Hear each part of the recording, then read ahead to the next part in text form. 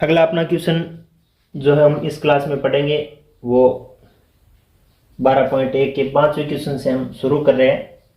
देखिए 5वां क्वेश्चन जो दिया गया है वो इस प्रकार से है कि नीचे दी गई सारणी में 400 नियोन लैंपों के जीवन काल दिए गए। ये सारणी ऐसे बनाई हुई है। इस सारणी में क्या चीज दी गई है? 400 लैंपों के नियोन लैंपों के जीवन काल दिए गए। कैसे? जैसे मान लीजिए जो 300 से 400 घंटे चलने वाले लैंपों की संख्या है वो 14 है। 400 से 500 घंटे तक जो लैंप चलते हैं उनकी संख्या 56 है। 500 से 600 तक के 60 है। 600 से 700 घंटे तक चलने वाले लैंपों की संख्या 86 है। 700 से 800 वालों की संख्या 74 है। 800 से 900 वालों की संख्या 62 है और 900 से 1000 घंटों तक चलने वाले लैंपों की संख्या 48 है। यहाँ हमें पूछा गया है प्रश्न, बिंदुगत प्रश्न पूछे गए हैं कि एक आयत चित्र की सहायता से दी गई सूचनाओं को निरूपित कीजिए। एक आयत चित्र हमें बनाना है और उस आयत चित्र में हम क्या बनाएंगे? इन लैंपों के जीवन काल से संबंधित एक आलेख बनाएंगे, एक ग्राफ बनाएंगे। फिर दूसरा पूछा है कि कितने लैंपों के जीवन काल 700 घंटे से अधिक है। तो सबसे पहले हम इस सारणी से भी देख सकते हैं कि 700 घंटे से अधिक वाले लैंपों की संख्या ये 74 भी 700 से अधिक है। 700 और 800 के बीच तो 700 से तो अधिक ही हुआ। 74, 62 और 48 हम यहाँ पे जोड़ के इनका उत्तर लिख सकते हैं, क्योंकि ये 74 जो है वो ये भी 700 से ज़्यादा है। 800 से 900 वाले भी 700 से तो ज़्यादा ही है। 900 से 1000 वाले भी 700 से भी ज़्यादा ही है। तो इन तीनों का जो जोड़ आएगा वो इस दूसरे का उत्तर होगा। पहले का उत्तर जो होगा उसको हल करने के लिए हम सबसे पहले क्या करेंगे? एक आलेख निरूपित करने का प्रयास कर रहे हैं। आलेख निरूपित करने के लिए हम बार बार बात करके ये सीख चुके हैं कि हमें सबसे पहले क्या करना होता है? दो अक्षांश खींचने होते हैं। पहला अक्ष, एक अक्ष और एक वाई अक्ष, इस प्रकार से दो अक्षांश हमें खींचने होते हैं। अब देखिए क्या करना है। यहाँ अक्षांशों पे नाम देने हैं। ये जो अपना हॉरिजेंटल आया है क्षैतिज वो है एक्स अक्ष और जो वर्टिकल आया है ऊर्ध्वाधर वो है वाई अक्ष। इतना हम स्केल की सहायता से एक बिल्कुल 90 डिग्री का कोण बनाते हुए दो अक्षांश खींचेंगे। जो अपना खड़ा अक्षांश है जिसको हम वाई अक्ष दे रहे हैं, इस पे हम किसी भी चीजों की संख्यात्मक मान लिखते हैं, चरों के मान लिखते हैं। चर तो अपने क्या हो गए? जीवन काल तो चर हो गया, क्योंकि जीवन काल बदल रहा है ना सबका, कि 300 से 400 भी जीवन काल आ रहा है, 400 से 500 भी जीवन काल आ रहा है। तो ये तो चर के क्या हो गए? नाम हो गए कि इतने घंटे इतने घंटे इतने घंटे। और यहाँ हम लिखेंगे लैंपों की संख्या। यहाँ लैंपों की संख्या लिखेंगे और यहाँ हम जीवन काल घंटों में ऐसा हम लिखेंगे। ये अब इतना जीवन काल लिख लेने के बाद हम आगे जो अपना काम होगा वो इस प्रकार से होगा कि यहाँ हम चेक करते हैं कि जीवन काल कितना है। लगभग 300 से शुरू होकर 1000 तक है। इसका मतलब हमें 10 सेंटीमीटर गैप चाहिए। अगर हम अक्ष अक्ष में अगर पैमाना इस प्रकार से ले लें, अक्ष अक्ष का जो हम पैमाना अगर ले लें, अक्ष अक्ष का 1 सेंटीमीटर के बराबर 100 घंटे। 1 सेंटीमीटर के बराबर कितने ले लें? 100 घंटे। और वाई अक्ष देखिए हम किस प्रकार से इसका पैमाना लेते हैं। वाई अक्ष में सबसे पहले हमें देखना है कि लैंपों की संख्या है वो कहाँ से शुरू होकर कहाँ तक है, यानी starting point and ending point के बीच कितना गैप है। लगभग उतने गैप की हमें क्या है पैमाने पे अपने ग्राफ में एडजस्ट होने वाली जो पैमाने की मात्रा है या पैमाने की जो गैप है वो हमें लेना है। देखिए 14 कम से कम मान है और 86 ज़्यादा से ज़्यादा मान है यहाँ पे। तो लगभग 14 और 86 में अनुमानित हमें 72 का अंतराल नजर आ रहे हैं। 72, तो 72 हमें दिखाने के लिए सबसे पहले हम क्या कर लेते हैं? 10 यानी 1 सेंटीमीटर के बराबर हम क्या ले लेते हैं? 10 लैंपों की संख्या ले लेते हैं। 1 सेंटीमीटर बराबर कितने लैंप ले लेते हैं? 10 लैंप। ये इतना हम पैमाना यहाँ पे लिख देते हैं। 10 लैंप लेने के बाद हम यहाँ पे 1-1 सेंटीमीटर से क्या कर देंगे? 10, 20, 30, 40, 50, 60, 70, 80, 90 और 100 लैंपों तक हम इसको लिख देंगे। यहाँ हम देखिए 0 से शुरू करके पैमाना एक सतत रूप में ले रहे हैं। इसका मतलब इसमें निकुंज नहीं लगेगा, एक गैप नहीं आएगा। एक किंक का हमें चिन्ह नहीं लगाना पड़ेगा। अब इसी प्रकार देखिए जो जीवन काल है उसको भी हम 0 से स्टार्ट करके 100, 200, 300, 400, 500, 600, 700, 800, 900, 1000 इस प्रकार से हम इसको जीवन काल को भी घंटों में ले लेते हैं। जीवन काल घंटों में जो हम लिख रहे हैं ना वो 100 के लिए, 200 के लिए, 300 के लिए, 400, 500, 600, ये आप छोटा लिखा जा रहा है, हो सकता है आपको कम नजर आए, लेकिन ये 600, 700, 800 इस प्रकार से क्रमागत, फिर 900, फिर 1000, फिर इसी इतनी ही दूरी पर 1100 इस प्रकार से 100 घंटों के लिए हमें लिखना है। अब देखिए, अब बारी आती है इस आयत चित्र को निर्मित करने की। अब आयत चित्र को निर्मित करने के लिए सबसे पहले हमें सारणी के मानों को गहनता से देखना है, थोड़ा समझना है कि 300 से 400 घंटों के बीच जीवन काल वाले लैंपों की संख्या है वो 14 है। तो हमें वास्तव में करना क्या है, 300 और 400 के बीच एक ऐसा आयत बनाना है जो 14 तक ऊंचाई तक जाता हो। तो इस प्रकार से हम अगर एक स्केल की सहायता से एक रेखा इस तरफ, एक रेखा इस तरफ, और हम इसको ऐसे मिलाएंगे तो वो देखिए लगभग 10 से बड़ा ये और 20 से छोटा, थोड़ा सा ये ऊपर ही जाएगा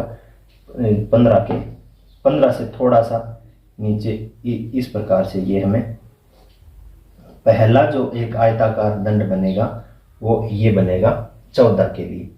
और वो हमने बनाया कहाँ है, 300 से 400 के बीच, 300 से 400 के बीच। अब देखिए लैंपों की संख्या 14 इसकी खड़ाई थी तो 14 तक आ गई। नेक्स्ट अपना जो पार्ट है वो है 400 से 500 के बीच। 400 यहाँ, इसका जो 300 से 400 खत्म हुआ वहीं पे 400 वाली लाइन तो ऊपर जा रही है, तो 400 से 500 के बीच 56 लैंप है। तो 56 लैंप लगभग यहाँ 50 और 60 के बीच आते हैं, 50 और 60 के बीच आते हैं और 60 के नज़दीक होते हैं और 50 से थोड़ा दूर होते हैं, थोड़ा सा ही दूर होते हैं। तो हम क्या बनाएंगे, 400 वाली लाइन को एक इसमें शामिल करते हुए हम आगे के इस प्रकार दंड बनाएंगे। वो आयताकार दंड होगा और इससे 400 से 500 के बीच वो हमें नजर आएगा। 400 से ये कहाँ तक है, 500 तक। ये पैमाना हमें 500 तक ले लिया। अगला दंड जो हमें बनाना है वो 500 से 600 के बीच बनाना है, 500 से 600 के बीच बनाना है और वो 60 ऊंचाई तक लेना है। 60 ऊंचाई लगभग अपनी यहाँ इसके सीध में आएगी। ध्यान रखना इस पैमाने में ये जो पहले वाली लाइन है वो इस्तेमाल होनी चाहिए आयत बनाने के लिए। 500 से शुरू कर रहे हैं तो 500 से शुरू की हुई एक लाइन हमारे पास पहले से थी, वो हमें मिल जाएगी 500 से 600 तक। और इसकी जो हम ऊंचाई ले रहे हैं, इसकी हमने 56 ली थी वो भी लिखनी है और इसकी हमने 60 ली है वो भी हमें लिखनी है। लगभग ये 60 से थोड़ी ऊपर है तो हम इसको 60 के आसपास इसको ऊंचा रखेंगे। अब देखिए अगला जो अपना आयत बनेगा वो बनेगा 600 से 700 के बीच और उसकी जो ऊंचाई होगी वो होगी 86 लैंपों तक। तो ये देखिए अपना 80 और यहाँ तक लगभग ये ऊंचाई इसकी जाएगी इन संख्या के लिए, 86 के लिए।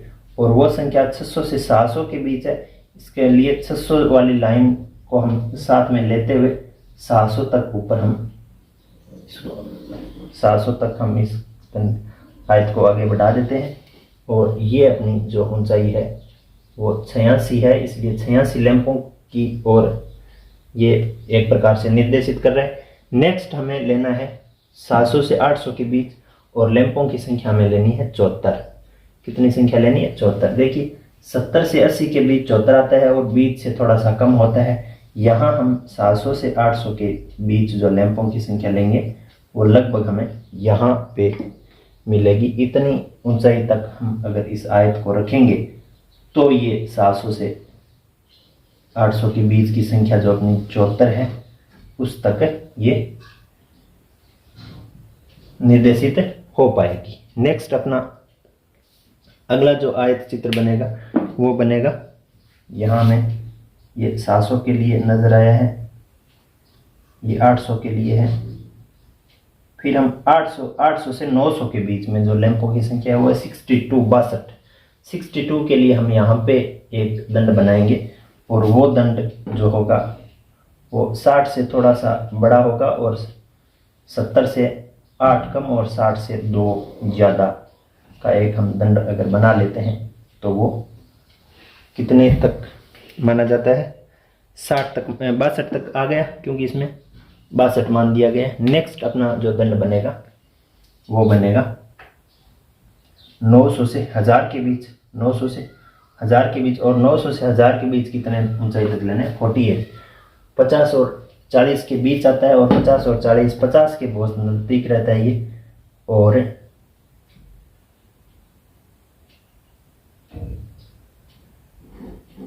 नज़दीक रहता है लेकिन कम जरूर रहता है। तो इस प्रकार से ये जो अपना दंड बनेगा वो लगभग 48 होगा, इसकी ऊंचाई जो है वो 48 है, और ये दंड बना है 900 से 1000 लैंपों की जीवन काल की संख्या के बीच। यहाँ तक का दंड आप स्केल की सहायता से आसानी से बना सकते हैं। क्लास में आपने अच्छी तरीके से इसको एक स्तंभ को बनाने का तरीका सीख लिया।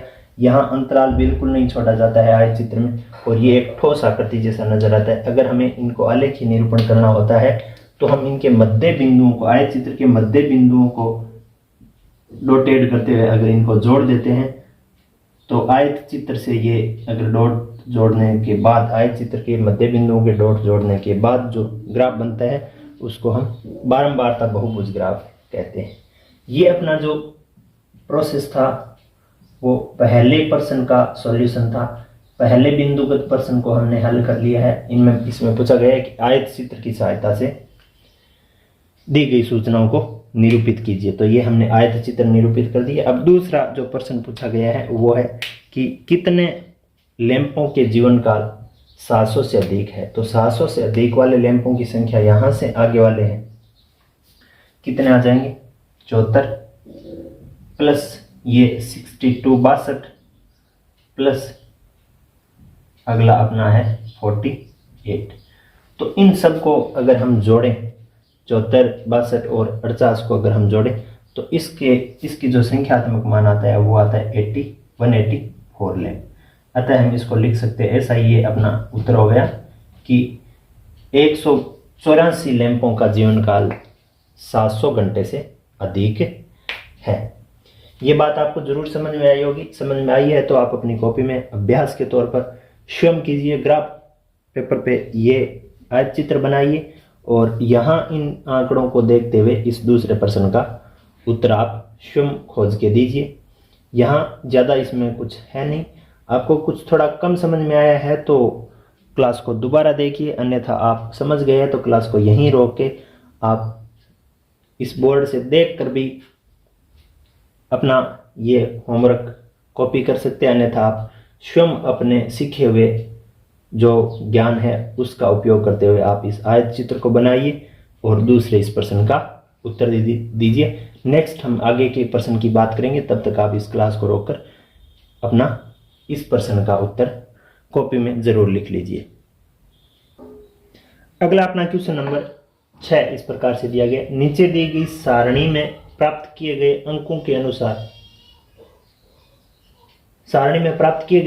अनुसार दो सेक्शन के विद्यार्थियों का बंटन दिया गया है।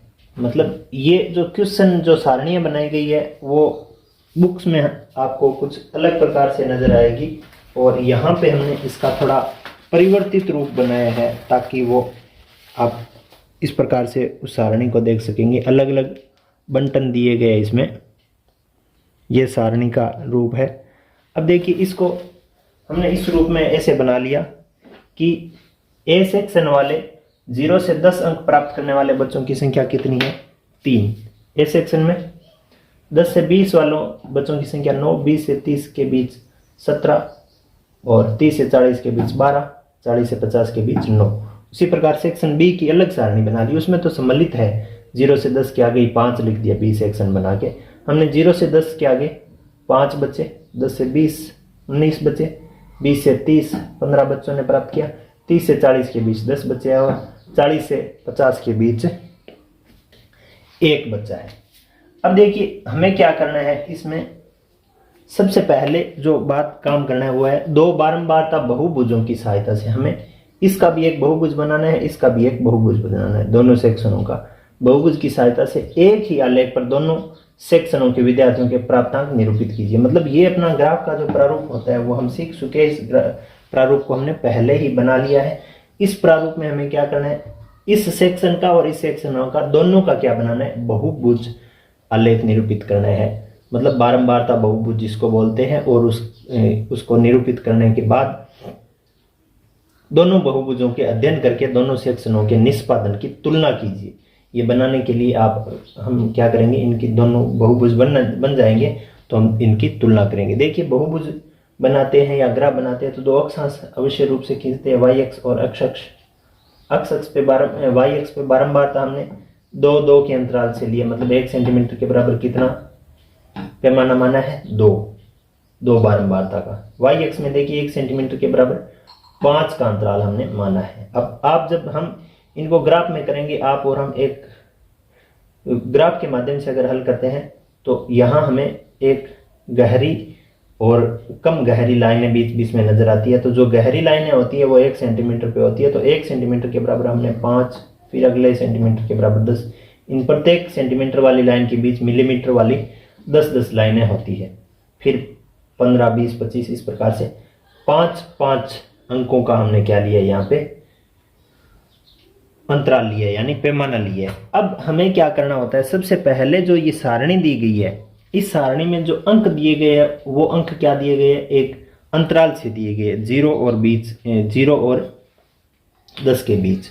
तो हम सबसे पहले इनका मध्य मान निकालते हैं। मध्य मान को हम कहते हैं वर्ग चिन्ह, वर्ग का चिन्ह निकालते हैं। वर्ग चिन्ह को निकालने का जो अपना सूत्र है वो है, वर्ग चिन्ह का सूत्र होता है ऊपरी सीमा या निम्न सीमा बोल दो, ऊपरी प्लस निम्न सीमा बटा 2, दोनों को जोड़ के 2 का भाग देना। आप ये सूत्र लिखने के बाद सारा काम अपनी रफ कॉपी में कर सकते हैं। कैसे, जैसे इसके ऊपरी 10 और निम्न 0 को जोड़ के 2 का भाग देंगे तो आएगा 5, यानी इनका वर्ग चिन्ह, यानी बीच का अंक क्या आएगा, 5। इन दोनों का जोड़ 30 आएगा, 2 का भाग देने से 15 आ जाएगा। जोड़ 50 आएगा, भाग देने से 25 आ जाएगा। जोड़ 17 आ जाएगा, भाग देने से 35। जोड़ 90 आ जाएगा और भाग देने से 45। ठीक वो का वो सेम इसमें आ जाएगा, 5, 15, 25, 35 और 45। अब ये वर्ग चिन्ह आ गए। अब हमें क्या करना है, देखिए अब इसको इस प्रकार से हम समझते हैं कि सबसे पहले हम ए सेक्शन के लिए ग्राफ निरूपित कर देते हैं। ए सेक्शन के लिए हम इस नीले पेन का इस्तेमाल करते हुए ए सेक्शन में जो 5 अंक प्राप्त करने वाले बच्चों की संख्या, 0 से 10 वालों को हमने कितना मान लिया, 5, एग्जैक्ट मान 5 मान लिया, वो हमें इस लाइन पे प्राप्त हो जाएगा। मध्य मान निकाल लिया, वर्ग चिन्ह निकाल लिया, उसकी बारंबारता है 3, तो 3 बारंबारता लगभग यहाँ आती है 2 और 4 के बीचों बीच ये 3। तो यहाँ पे हम लिख देंगे कि 5,3, 5,3 मतलब 5 अंक प्राप्त करने वाले बच्चों की संख्या 3। फिर 15 अंक प्राप्त करने वालों, हालांकि 20 और 10 और 20 के बीच अंक प्राप्त करने वाले, लेकिन हमें अगर बारंबारता बहुभुज निकालना है तो हमें उनके वर्ग चिन्ह को निकालना है, मध्य मान को निकालना है। उसकी बारंबारता है 9, तो 10 और 20 के बीच 15 आता है, 15 की बारंबारता 9 है, 9 लगभग यहाँ पे आपको हमें नजर आ जाएगी। यानी हम 15 अंक प्राप्त करने वाले बच्चों की संख्या देख पा रहे हैं 9। 15 अंक प्राप्त करने वाले बच्चों की संख्या कितनी देख पा रहे हैं, 9। यहाँ पे हम लिखेंगे 15,9। नेक्स्ट अपनी आ जाएगी 25 अंक प्राप्त करने वाले बच्चों की संख्या 17। 25 अंक यहाँ पे आ गए, बच्चों की संख्या 17 लगभग यहाँ हो जाती है, 17 यहाँ हो जाती है और 25 अंक यहाँ हो जाते हैं। तो ये आ गए 25 अंक, बच्चों की संख्या 9। अगला हो जाएगा ये 25 अंक और अंकों ये 9, यहाँ ये बिंदु आएगा लगभग एक सीध में।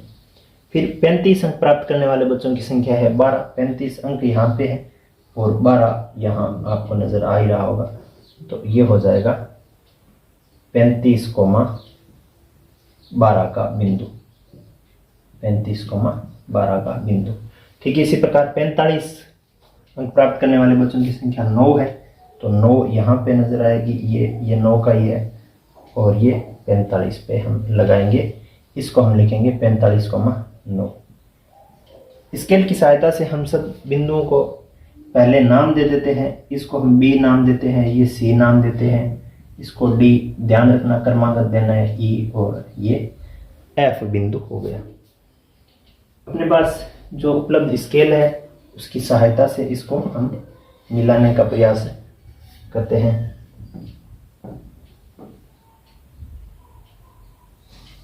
इसको इससे मिला दिया, फिर 15 से जो 25 के बीच है इसको हम मिलाएंगे,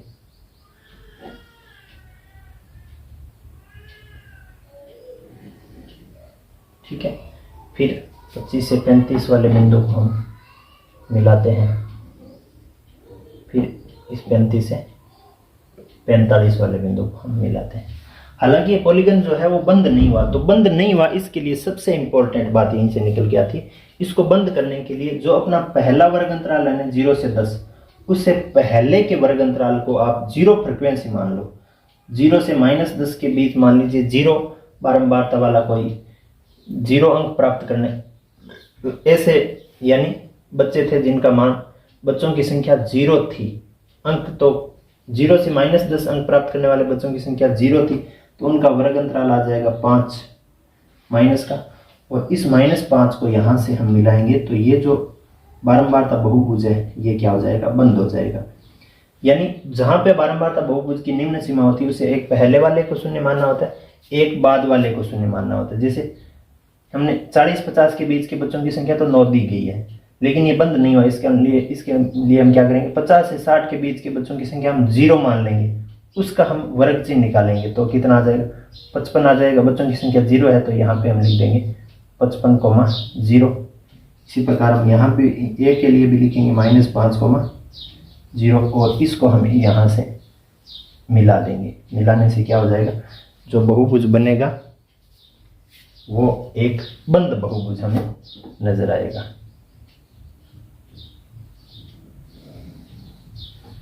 और इसको हम F के बाद G नाम दे देते हैं।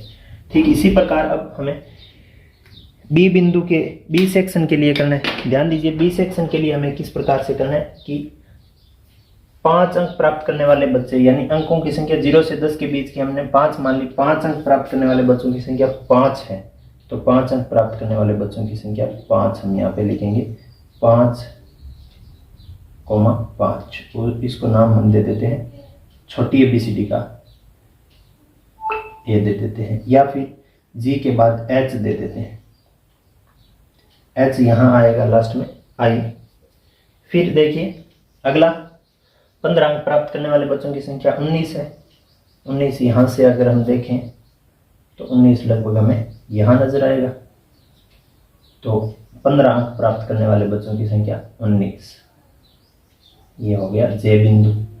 25 अंक प्राप्त करने वाले बच्चों की संख्या 15 है, तो 25 अंक प्राप्त करने वाले बच्चों की संख्या यहाँ 17 थी, या 9 गलत लिख दिया था, बच्चों की संख्या 15, तो ये यहाँ हो जाएगी के बिंदु आ जाएगा, और 25,15 आ जाएगा। नेक्स्ट 35 अंक प्राप्त करने वाले बच्चों की संख्या 10 है, 35 अंक के लिए 10 यहाँ आ जाएगा, के बाद L बिंदु आता है, और हम लिखेंगे 35,10। 45 के लिए एक बच्चा है, तो 45 के लिए के बाद L के बाद M, 45,1। अब सबसे पहले हमें क्या करना होगा, इन सभी बिंदुओं को हम मिलाते हैं। इनको मिलाया तो हम एक बंद बहुभुज आकृति प्राप्त नहीं कर पाए, तो हमें क्या करना पड़ेगा, इस बी सेक्शन को भी यहाँ से इसको भी मिला के हमें प्रदर्शित करना होगा। तो बी सेक्शन को अगर हम यहाँ से ऐसे मिलाते हैं तो हमें एक बंद बहुभुज प्राप्त हो जाता है। देखिए कैसे हम इसको ऐसे यहाँ से एक स्केल की सहायता से, आपके पास जो स्केल है उसकी सहायता से मिलाइए, यहाँ हमारे पास जो भी एक सीधी स्केल है उसकी सहायता से हम इसको मिलाते हैं। फिर इसको लास्ट वाले बिंदु को भी हमें मिलाना होगा। यहाँ देखिए अब हमें दो बहुभुज प्राप्त हुए हैं। ए सेक्शन के लिए जो बहुभुज है उसका जो नाम है वो है A B C D E F और G. A B C D, A B C D E F और जी, ये एक बहुभुज प्राप्त हुआ है। और बी सेक्शन के लिए देखिए क्या प्राप्त हुआ है, ए फिर आई, ए के बाद आई, आई के बाद जे, ए आई जे के एल एम और एम के बाद जी। तो इस प्रकार से ये जो हमें दो सेक्शनों के जो बहुभुज प्राप्त हुए हैं, इन बहुभुजों को विश्लेषण करके बताना है कि दोनों बहुभुजों की सहायता से एक आलेख दो बारंबारता बहुभुजों की सहायता से एक आलेख पर दोनों सेक्शनों के विद्यार्थियों के प्राप्तांक निरूपित कीजिए। ये हो गया, निरूपित कर दिया। दोनों बहुभुजों के अध्ययन करके दोनों सेक्शनों के निष्पादन की तुलना कीजिए। तो निष्पादन मतलब इसमें देखिए कि जो ए सेक्शन वाले बच्चों के जो प्राप्तांक है उन प्राप्तांकों से बी सेक्शन वाले के यहाँ ज़्यादा है, यहाँ ज़्यादा है, यहाँ कम, यहाँ कम, यहाँ कम। इसका मतलब हम ऐसे लिखेंगे कि सेक्शन ए वाले बच्चों का आंकिक परफॉर्मेंस बेहतर है, यानी बच्चों की संख्या ज़्यादा है अंकों के मामले में। जैसे मान लीजिए 19 बच्चे से जो 15 अंक प्राप्त कर रहे हैं, यानी बच्चों की संख्या तो ज़्यादा है। अब बात आती है कि अंक, जैसे मान लीजिए 45 अंक प्राप्त करने वाला एक ही बच्चा है इसमें, और यहाँ 45 अंक प्राप्त करने वाला 9 बच्चा है, तो ए सेक्शन बेहतर हो गया। यहाँ 35 अंक प्राप्त करने वाले 10 बच्चे हैं, जबकि इसमें 35 अंक प्राप्त करने वाले 12 बच्चे हैं। यहाँ 25 अंक प्राप्त करने वाले 15 बच्चे हैं, जबकि ए सेक्शन में 25 अंक प्राप्त करने वाले 17 बच्चे हैं। इसका मतलब अधिकतर सिचुएशन में, 2-3 सिचुएशनों में, 2 की बजाय 3 सिचुएशनों में ए सेक्शन में बच्चों की संख्या बेहतर है, बच्चों की संख्या बेहतर है अंक प्राप्त करने के मामले में। दूसरा हम इसमें देख सकते हैं कि इसका मतलब ए सेक्शन वाले बच्चे होशियार हैं। दूसरा, और एक बात यह है कि इसमें बच्चों की संख्या दोनों सेक्शनों में समान है। इसमें भी 50 बच्चे हैं, इसमें भी 50 बच्चे हैं। ये भी एक हम सेक्शनों की तुलना कर पा रहे हैं, बच्चों की संख्या समान है, लेकिन ए सेक्शन वाले बच्चे भी ज़्यादा अंक प्राप्त करने वालों की संख्या ए सेक्शन में अधिक है, और ज़्यादा अंक प्राप्त करने वाले बच्चों की संख्या बी सेक्शन में कम है। इसका मतलब बी सेक्शन थोड़ा सा कमज़ोर है और ए सेक्शन होशियार है। ये बात तो हो गई। दूसरी एक बात ये हो गई कि दोनों में बच्चों की संख्या ए सेक्शन और बी सेक्शन में समान है। तो इस प्रकार से हम इस प्रश्न को लिख सकते हैं। तो इस बात को आप अपनी कॉपी में इस क्लास को रोक के चाहे देख के नोट कीजिए, या आप खुद अभ्यास के माध्यम से इसको ड्रॉ कीजिए, बनाइए इस ग्राफ को, और इसका उत्तर भी आप अपने इस ग्राफ के माध्यम से इसका उत्तर भी आप इसको लिखिए। चलिए हम अब ये क्वेश्चन लिख लेने के बाद बात कर लेते हैं क्वेश्चन नंबर 7 की। अगला क्वेश्चन अपना 7 नंबर क्वेश्चन इस प्रकार से दिया गया है कि एक क्रिकेट मैच में 2 टीमों ए और बी द्वारा प्रथम 60 गेंदों में बनाए गए रन नीचे दिए गए। इस प्रकार से रन दिए गए हैं। इन रनों की जो संख्या है वो देखिए एक ग्रुप में दी गई है, जैसे 1 से 6, फिर 7 से 12, फिर 13 से 18। टीम ए का अलग मान दिया गया, टीम बी का मान अलग दिया गया है। सबसे पहले इसका क्या बनाना है, आयत चित्र बनाना है। आयत चित्र बनाने के लिए 2 बातें सबसे महत्वपूर्ण आवश्यक होती है। वो होती है पहली बात तो कि आंकड़ों का क्या होना चाहिए, सततता होनी चाहिए। तो यहाँ वाले जो आंकड़े हैं इन सबको हमें क्या करना पड़ेगा, सतत करना पड़ेगा सबसे पहले। जैसे 6 से 7 आ रहा है, ऐसा नहीं होना चाहिए, 6 से 6 ही आना चाहिए। तो कितना गैप आ रहा है इसमें, अंतराल कितने का आ रहा है, 1 का अंतराल आ रहा है। तो क्यों ना हम इसको आधा एडजस्ट कर दें, इसको 6.5 कर दे ऊपरी सीमा को, और इसको 0.5 कर दे, यानी निम्न सीमा को आधा कम कर दे। 7 से आधा कम कितना होता है, 6.5, और ऊपरी सीमा को आधा बढ़ा दे, 12 को हम कितना कर दे, 12.5। इसी प्रकार जो 13 है, 13 की बजाय हम कितना लिख दे, 12.5, और 18 को आधा बढ़ा के लिख दे 18.5। इसी प्रकार सभी जो ये सीमाएं हैं उनको निम्न सीमा को आधा घटा देंगे और ऊपरी सीमा को आधा बढ़ा के हम लिखेंगे, तो वो एक क्या हो जाएगी, कंटिन्यू हो जाएगी, सतत हो जाएगी। तो यहाँ पे हम आगे क्या करेंगे इसका देखिए, इन आंकड़ों को सतत बना लेने के बाद ये जो निम्न सीमा को आधा कम और उच्च सीमा को आधा यानी 0.5 बढ़ाते हैं, निम्न सीमा को 0.5 कम करते हैं और उच्च सीमा को 0.5 बढ़ाते हैं, प्रत्येक में ये काम करने से सततता आ जाती है। जैसे 6 का आधा बढ़ाया तो 6.5, 7 का आधा कम किया तो 6.5। अब क्या करना है, इनका वर्ग चिन्ह निकाला है, यानी मिड वैल्यू निकालनी। मिड वैल्यू के लिए क्या करना होता है, दोनों वैल्यूज को जोड़ना होता है, ऊपरी लोअर लिमिट एंड ये अपर लिमिट को।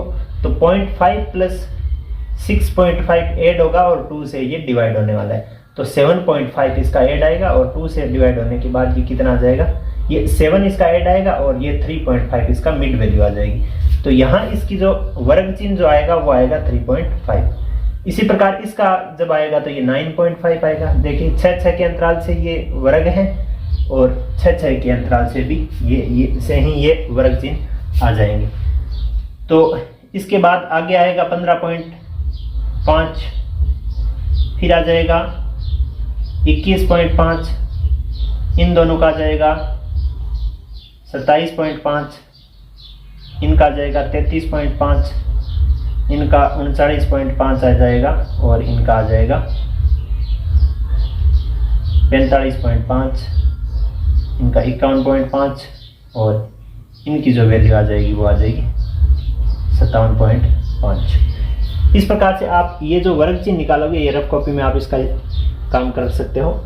ये वर्ग चिन्ह की वैल्यू यहाँ पे पैमाने के तौर पे लेनी है। 1 सेंटीमीटर के यहाँ एक किंग का चिन्ह लगा देंगे और किंग का चिन्ह लगाने के बाद हम क्या करेंगे, 1 सेंटीमीटर के बराबर कितना लिख देंगे, 3.5 अगले सेंटीमीटर के लिए, 9.5 अगले सेंटीमीटर के लिए, 15.5। इस प्रकार से इसको सबको, अब हमें ये इतना इस ग्राफ में काम कर लेने के बाद हमें क्या करना है, टीम ए के लिए बिंदु निर्मित करना है। टीम ए के लिए बिंदु किस प्रकार से निर्मित होंगे, सारणी में जिस प्रकार से हमें मान दिए गए उसी प्रकार टीम के हम मानों के संगत बिंदुओं को दर्शाते हैं। कैसे, देखिए टीम ए को हम रेड चिन्ह से दर्शा देते।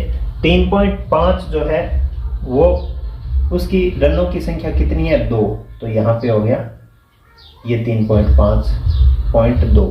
फिर 9.5 वाले ए टीम के लिए कितने रन बना रहे, 1 टीम, तो 9.5 वाले के 1 के सीध में हम बिंदु लगा देंगे।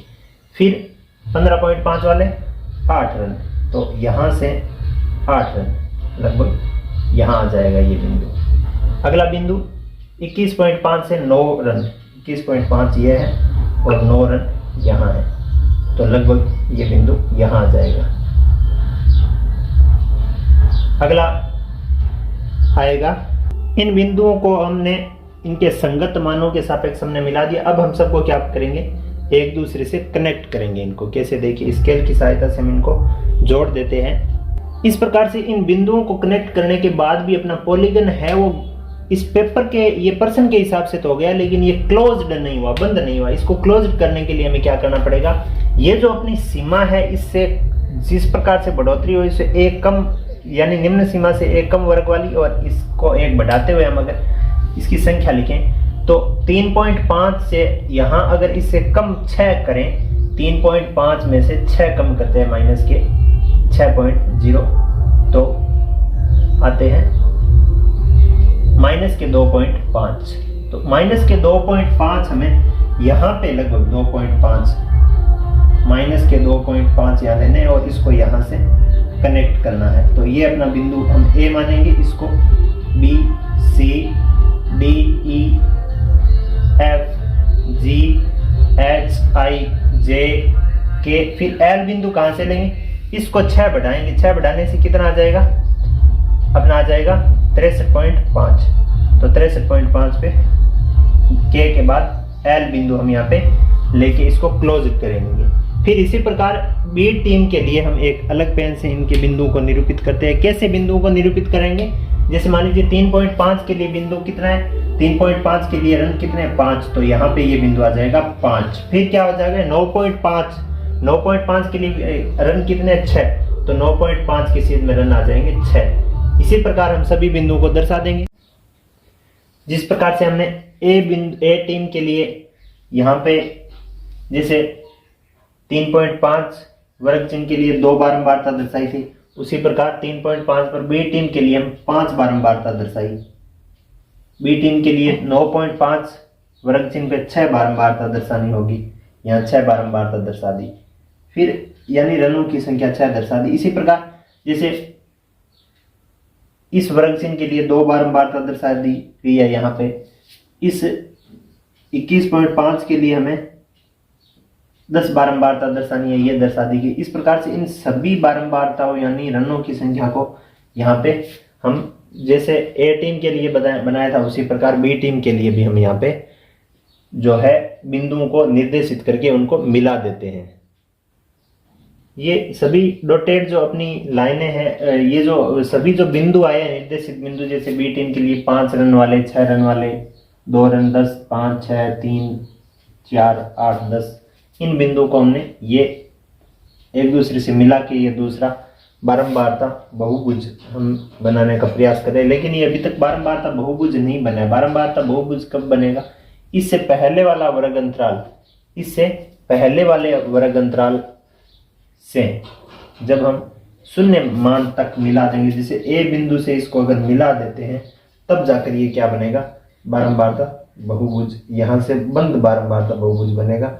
और बंद बारंबारता बहुभुज बनाने के लिए इसको यहाँ से मिलाना पड़ेगा तथा इसके अंतिम बिंदु को यहाँ से हमें इसको कनेक्ट करना होगा, तब जाकर ये एक ऐसा बहुभुज बनेगा जो कि क्लोज्ड होगा, बंद होगा। तो ये जो अपना ग्राफ बन के तैयार हुआ है, ये रेड लाइन से बना हुआ जो ग्राफ है या बहुभुज है, वो तो है टीम ए, ठीक है, टीम ए के लिए है। रेड लाइन वाला आपको जो नजर आ रहा है वो यानी टीम ए के लिए ये है, और टीम बी के लिए जो ग्राफ बना है वो ब्लू पेन से बना है, तो ये हम लिखेंगे टीम बी। इस प्रकार से हम इस दूसरे प्रश्न के जो उत्तर है कि बारंबारता बहुभुजों की सहायता से एक या लेख पर दोनों टीमों के आंकड़े निरूपित कीजिए, इनका जो उत्तर है वो आप इस ग्राफ पेपर की सहायता से इसको आप देख पा रहे हैं। यहाँ एक हम और इसमें एडजस्ट कर सकते हैं कि यहाँ बिंदुओं को हम नाम दे देते हैं, जैसे A B C D L तक हमने दे दिया, M N O P Q R S T U और वी। इस प्रकार से हम बिंदुओं को नाम भी दे सकते हैं। चलिए इसको आप अपनी कॉपी में अभ्यास के तौर पे कीजिए, जितना समझ में आया उसको समझ के आप खुद इसका अभ्यास कीजिए और कॉपी में नोट कर लीजिए। हम अगले क्वेश्चन की अब बात करेंगे, क्वेश्चन नंबर 8 की। यह क्लास रोक के इसको आप अपनी कॉपी में उतार लीजिए, नोट कर लीजिए। 8वें क्वेश्चन में हमें इस प्रकार से पूछा जा रहा है कि एक पार्क में खेल रहे विभिन्न आयु वर्गों के बच्चों की संख्या का एक यादृच्छिक सर्वेक्षण यानी रैंडम सर्वे यानी अचानक से किया गया सर्वे करने पर निम्नलिखित आंकड़े प्राप्त हुए। यानी किसी पार्क में बच्चे खेल रहे थे, उन बच्चों में 1 से 2 आयु वर्ष के जो बच्चे थे उनकी संख्या थी 5, 2 साल से 3 साल के बीच बच्चों की संख्या 3, 3 से 5 बच्चों की संख्या 6 और 5 से 7 12, 7 साल से 10 साल के बीच 9 बच्चे थे और 10 साल से 15 साल के बीच 10 बच्चे थे और 15 साल से 17 साल के बीच 4 बच्चे थे।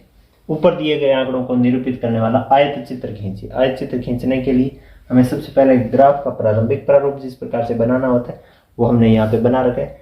अब देखिए इसमें जब हम हिस्टोग्राम बनाते हैं या आयत चित्र बनाते हैं तो दो बातों का एकदम विशेष तौर पे ध्यान रखना पड़ता है कि जो हमें वर्ग अंतराल दिए गए उनमें सततता होनी चाहिए। तो देखिए यहाँ पे हम चेक करते हैं कि क्या सतत है क्या।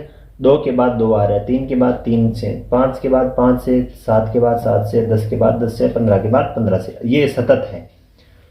यानी बीच में इसमें एक प्रकार से विच्छेद नहीं है, टूटा हुआ इसमें अंतराल नहीं है, गैप नहीं है।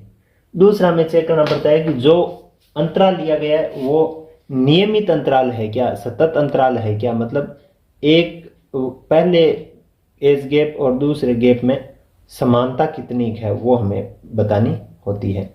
तो यहाँ देखिए 1 से 2 साल के बच्चों के बीच अंतराल होता है 1 साल का, 2 से 3 के बीच में भी 1 साल का ही होता है, 3 से 5 साल के बीच में 1 साल का नहीं होता, 2 साल के, इनसे अलग गैप हो गया। 5 से 7 के बीच 2 साल का आ गया, 7 से 10 साल के बीच 3 साल का गैप होता है, ये अलग आ गया। 10 से 15 के बीच 5 साल का होता है, ये फिर अलग हो गया। 15 से 17 के बीच 2 साल का होता है, ये अलग आ गया। तो इसके लिए हमें क्या करना पड़ता है, इस प्रकार का जब अनियमित अंतराल वाले वर्ग चिन्ह दिए होते हैं तो आयतों की जो ऊंचाई है वो उसी अनुपात में जाती है जितना उस अंतराल में गैप हमें दिया गया है। आयत की ऊंचाई किस प्रकार से निकालनी होती है, आयत की ऊंचाई होगी, जैसे मान हम लिखेंगे कि निम्नतम वर्ग अंतराल क्या है अपना, निम्न वर्ग अंतराल। फिर निम्न वर्ग अंतराल के बट्टा में हम लिखते हैं संबंधित वर्ग का अंतराल, वर्ग अंतराल, यानी उस रो में कितना वर्ग अंतराल आया है, गुणा हम लिखते हैं बारंबार। अब देखिए कैसे, यानी इस आयत की ऊंचाई कितनी होती है। इन आंकड़ों में निम्नतम वर्ग अंतराल कितना है, 1 का है। तो पहले की बात करें तो इसमें निम्नतम वर्ग अंतराल सब में 1 का है, सब में देखना है, ये ऊपर वाला 1 फिक्स रहेगा। बट्टा में क्या आएगा, इस वर्ग में कितना अंतराल है 1, गुणा में बारंबारता कितनी है 5। तो इसकी जो ऊंचाई होगी वो कितनी आ जाएगी, 5 आ जाएगी। इसकी जो ऊंचाई होगी वो हम यहाँ लिख देंगे, यानी आयत की ऊंचाई इसमें कितनी आ जाएगी, 5 आ जाएगी। नेक्स्ट देखिए दूसरा, इसमें निम्नतम वर्ग अंतराल तो 1 है, इसमें वर्ग अंतराल 1 ही है, बारंबारता इसकी 3 है, तो इसकी ऊंचाई भी कितनी हो जाएगी, 3 हो जाएगी। अगले देखिए, इसमें निम्नतम वर्ग अंतराल 1 बटा इसमें आया है 2, वर्ग अंतराल 3 से 5 तक 2 आए, बारंबारता है 6, तो इसकी जो ऊंचाई है वो 3 ही आएगी, 3 तक ही ऊंचाई इसकी आएगी। ठीक है। अगला नेक्स्ट देखिए, इसमें वर्ग अंतराल में 1 निम्नतम हो गया, इससे संबंधित में 2 हो गया, गुणा इसकी बारंबारता 12 है, तो इसकी जो ऊंचाई आ जाएगी वो कितनी आ जाएगी, 6 आ जाएगी। कितनी आएगी, 6। इसी प्रकार इसमें निम्नतम 1 इस वर्ग अंतराल में आया 3, गुणा होगा 9 से, तो इसकी ऊंचाई आ जाएगी 3 आ जाएगी। इसकी ऊंचाई कितनी आ जाएगी, 3। ये काम हमें रफ कॉपी में करना है। यहाँ पे हम वर्गों की ऊंचाई या वर्गों की लंबाई हम लिखेंगे, आयतों की लंबाई लिखेंगे, आयतों की लंबाई बोल दो या एक बार ऊंचाई लिख सकते हो, जो भी हाइट इसकी होती है। फिर इसमें देखिए नेक्स्ट में हम करते हैं, तो निम्नतम वर्ग अंतराल तो सब में 1 आया है, सबका चेक किया था हमने। इस वर्ग में 5 का अंतराल है, गुणा इसकी बारंबारता 10 आई है, तो इसकी ऊंचाई कितनी होगी, काट के 2 होगी। इसकी ऊंचाई कितनी होगी, 2। फिर देखिए इस वर्ग अंतराल में निम्नतम वर्ग अंतराल 1, इसमें वर्ग अंतराल आया है 2 का, गुणा बारंबारता है इसकी 4, तो ये आ जाएगा 2, ये आ जाएगा 2। अब देखिए आगे हम कैसे करते हैं, तो अब देखेंगे हम इसमें कि 1 से 2 के बीच जो अपना वर्ग चिन्ह है उसकी ऊंचाई कितनी है, 5 संख्या तक है, यानी 5 बारंबारता तक इसकी ऊंचाई है। तो 1 से 2 के बीच जो भी हमें ये नजर आ रहा है इसकी हम ऊंचाई कितनी लेंगे, 5 इकाई लेंगे। तो 5 इकाई के बराबर हम यहाँ पे एक लाइन खींच देंगे। 1 से 2 के बीच हम 5 इकाई तक ऊंचाई लेते हुए इसको हम ड्रॉ करेंगे आयत को। यहाँ से भी खींचेंगे, यहाँ से भी लाइन खींचेंगे, तो ये जो ऊंचाई आएगी वो आ जाएगी 5। ये है कहाँ से कहाँ तक, 1 से 2 के बीच। 2 से 3 के बीच जो बारंबारता आ रही है वो कितनी आ रही है, वो आ रही है 3। तो यहाँ पे हम क्या करेंगे, 3 तक, 2 से 3 के बीच कितनी ऊंचाई तक, कितनी ऊंचाई लेंगे, 3 ऊंचाई हम यहाँ पे लेंगे। तो 3 ऊंचाई लेने से ये जो आयत बनेगा 3 बारंबारता से ऐसे आयत हमारा बन जाएगा। अब देखिए आगे क्या कितना है, 3 से 5 तक, 3 से 4 नहीं है, 3 से सीधा 5 तक यहाँ लाइन खींचनी होगी। और वो लाइन कहाँ तक जाएगी, इसकी ऊंचाई कितनी होगी, 3 होगी। कितनी होगी, 3। तो यहाँ से हम इसको बनाएंगे, 3 ऊंचाई तक ऊंचा बनाएंगे और इसको यहाँ से हम मिला देंगे। अब देखिए अगला कितना है, 5 तक, 5 से 7 के बीच, 5 से 7 के बीच जो है उसकी ऊंचाई कितनी है, 6 है। तो 5 से 7 के बीच ऊंचाई को हम 6 बढ़ाते हैं, 6 तक बढ़ा के इसको मिला देते हैं। अब देखिए नेक्स्ट अपना कितना है, 7 से 10 के बीच, 7 से 10 के बीच में कितनी ऊंचाई लेनी है हमें, 7 से 10 के बीच लेनी है 3 बारंबारता तक ऊंचाई। 7 से 10 के बीच हमें 3 बारंबारता तक इसकी ऊंचाई लेनी है। अब देखिए नेक्स्ट अपना जो आयत बनेगा वो 2 ऊंचाई का बनेगा और 10 से 15 के बीच बनेगा। 10 से 15 के बीच, 10 से यहाँ 15 तक बनाना होगा हमें। और इसकी जो ऊंचाई होगी वो कितनी ली गई है, 2 ली गई है। तो 2 के सीध में हम इसको एक प्रकार से मिला देते हैं। तो ये हो जाएगा 2 ऊंचाई का आयत। देखिए जितना यहाँ पे गैप ज्यादा रहे, वर्ग का आनुपातिक जो ऊंचाई है वो कम हो रही है। हालांकि इसमें 10 दी गई थी, लेकिन यहाँ 5 मापांक तक थे। तो 5 मापांक के कारण इनका क्या हो गया, आधा भाग हो गया। यानी 1 होता तो 10 जाते, 5 हो गए तो इसका आधा हो गया, 2 आई आए। फिर हमें 15 से 17 के बीच जो आयत लेना है वो 2 ऊंचाई का ही लेना है। तो 15 से 17 के बीच हम लाइन खींचेंगे और 2 ऊंचाई तक ही इसको हम रखेंगे। इस प्रकार से हम ये जो आयत चित्र का जो काम है वो यहाँ पे कंप्लीट कर के दिखा पा रहे हैं। अब ध्यान देना कि ये जो आयत चित्र बने हुए, ये आयत चित्र किस रूप में बने हुए थे, वर्ग अंतरालों में थे। वर्ग अंतरालों में भी, वर्ग अंतरालों में गैप समान नहीं था। जैसे इसमें 1 का था, इसमें 1 का था, इसमें 2 का था, 2 का, 3 का, फिर 5 का, फिर 2 का। तो जितनी ऊंचाई आई उसी के सापेक्ष इस सूत्र से उस आयतों की लंबाई हमने निकाली और यहाँ पे लिख दी आयतों की लंबाई। आयतों की लंबाई यहाँ लिख देने के बाद हमने इस आयतों की लंबाई की सापेक्षता मानते हुए यहाँ पे इस आयतों की लंबाई को कवर करते हुए आयत चित्र बनाए। आप अभ्यास के तौर पे आप अपनी कॉपी में ग्राफ पेज पर इसको हल जरूर कीजिए, अभ्यास कीजिए, आपको और बेहतर तरीके से समझ में आएगा। ये क्वेश्चन आप उतार लीजिए। हम next question, last question 9 number की हम बात करेंगे। अगला अपना क्वेश्चन नंबर लास्ट जो है 9वां क्वेश्चन वो इस प्रकार से दिया गया है कि एक स्थानीय टेलीफोन निर्देशिका से 1000 कुल नाम यानी सरनेम यादृच्छा लिए गए। यादृच्छा मतलब अचानक से, और उनमें अंग्रेजी वर्णमाला के अक्षरों की संख्या निम्न बारंबारता बंटन प्राप्त किया गया। यानी जो नाम लिए गए उन नामों में अंग्रेजी के अक्षर जैसे 1 अक्षर से लेकर 4 अक्षर तक वाले अक्षरों की संख्या वाले नामों की संख्या कितनी थी, 6। 4 से 6 अक्षरों के बीच नामों की संख्या 30।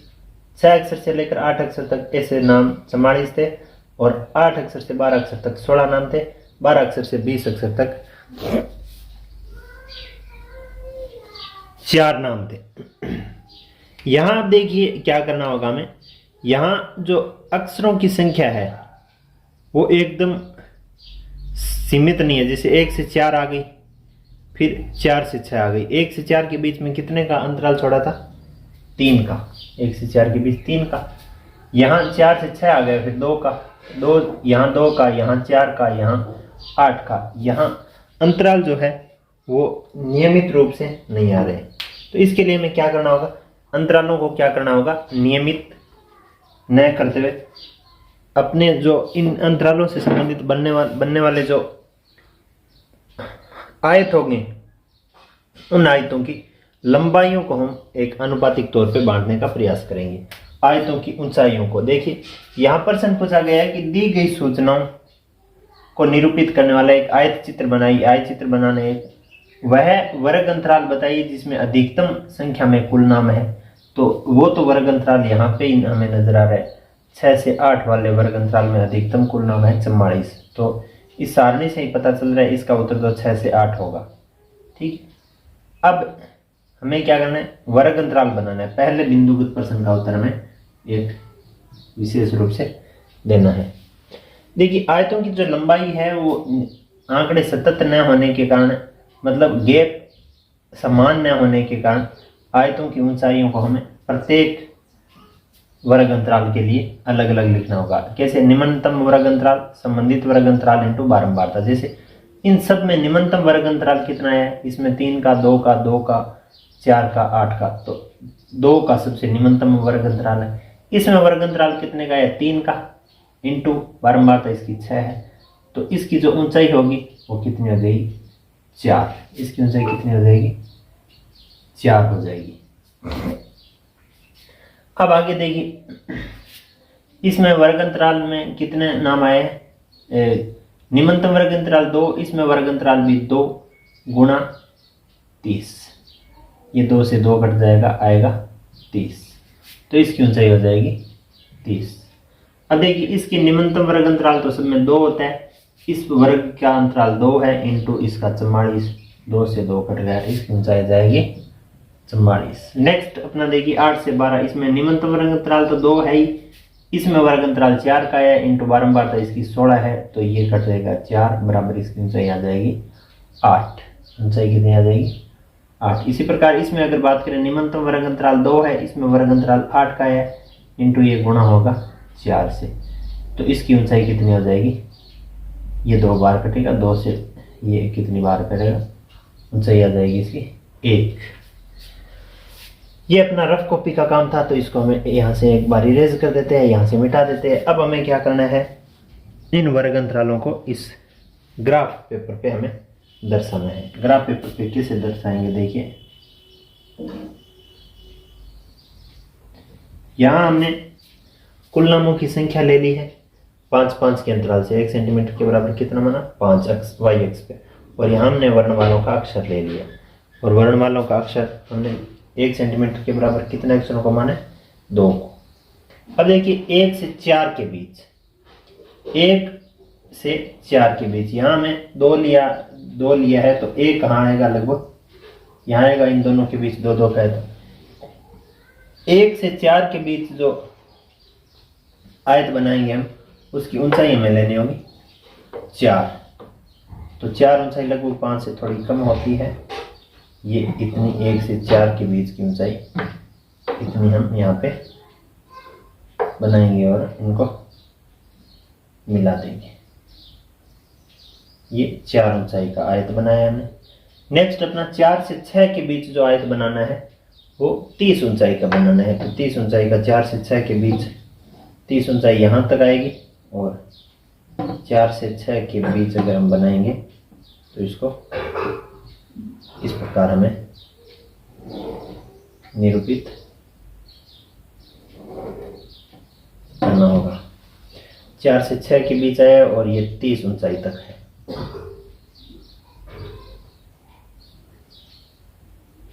अगला नेक्स्ट अपना है 6 से 8 के बीच हमें दंड जो बनाना है, आयत जो बनाना है, वो 44 ऊंचाई तक लेना है।